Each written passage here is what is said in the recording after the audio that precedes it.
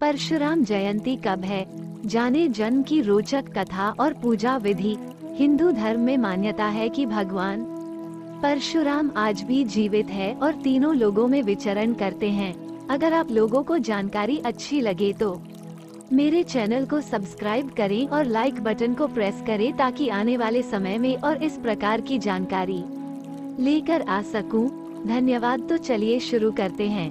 भगवान परशुराम जी महाराज किसी धर्म, जाति, वर्ण या वर्ग विशेष के आराध्य ही नहीं बल्कि वे समस्त मानव मात्र के आराध्य हैं। इन्होंने सनातन संस्कृत के वैभव को बढ़ाने का कार्य किया है। भगवान परशुराम जी ने एक युद्ध में 21 प्रजा शोषक, धर्मांध और आताताई राजाओं का संहार किया था, लेकिन दुष्प्रचार के कारण ये बताया गया कि इन्होंने 21 बार पृथ्वी को क्षत्रिय विहीन कर दिया था। धर्म शास्त्रों के अनुसार इनका जन्म वैशाख मास के शुक्ल पक्ष की तृतीया तिथि को हुआ था। इस तिथि को अक्षय तृतीया भी कहते हैं। भगवान परशुराम की जयंती हर साल अक्षय तृतीया को मनाई जाती है। इस बार इनकी जयंती शनिवार 22 अप्रैल को मनाई जा रही है।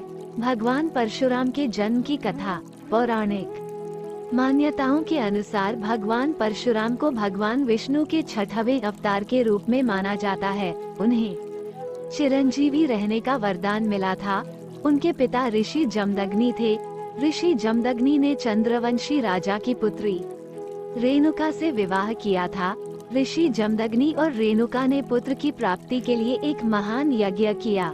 इस यज्ञ से प्रसन्न होकर इंद्रदेव ने उन्हें तेजस्वी पुत्र का वरदान दिया और अक्षय तृतीया के दिन परशुराम जी ने जन्म लिया। ऋषि ने अपने पुत्र का नाम राम रखा था। राम ने शस्त्र का ज्ञान भगवान शिव से प्राप्त किया और शिव ने प्रसन्न होकर उन्हें अपना फरसा यानी परशु प्रदान किया। इसके बाद वह परशुराम कहलाए। परशुराम को चिरंजीवी कहा जाता है। वो आज भी जीवित हैं। उनका वर्णन रामायण और महाभारत दोनों काल में होता है। श्री कृष्ण को उन्होंने सुदर्शन चक्र उपलब्ध करवाया था और महाभारत काल में भीष्म, द्रोणाचार्य और कर्ण को अस्त्र शस्त्र का ज्ञान दिया था। परशुराम ने तोड़ा गणेश का एक दांत। असुरों और दुष्टों का संहार करने के लिए एक बार शिव ने परशुराम को भेजा था। परशुराम के पराक्रम को देख शिव इतने खुश हुए कि उन्होंने एक फरसा उपहार स्वरूप दिया।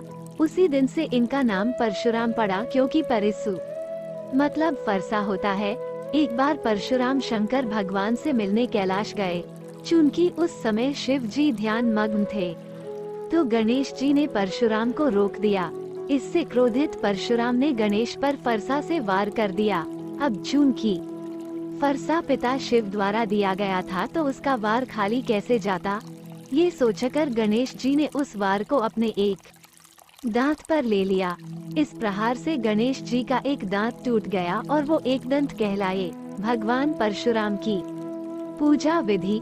अक्षय तृतीया के दिन ब्रह्म मुहूर्त में स्नान करके एक साफ पीले वस्त्र पर भगवान परशुराम की प्रतिमा को रखें और उसके सामने धूप दीप अगरबत्ती जलाकर फूल फल चढ़ाकर भगवान परशुराम की पूजा और आरती करें। इसके बाद भगवान परशुराम के सामने अपनी इच्छा को व्यक्त करें।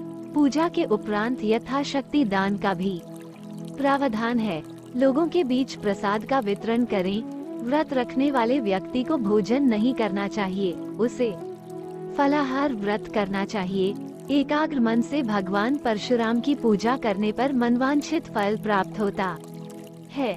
अगर आप लोगों को जानकारी अच्छी लगे तो मेरे चैनल को सब्सक्राइब करें और लाइक बटन को प्रेस करें ताकि आने वाले समय में और इस प्रकार की जानकारी लेकर आ सकूं। धन्यवाद।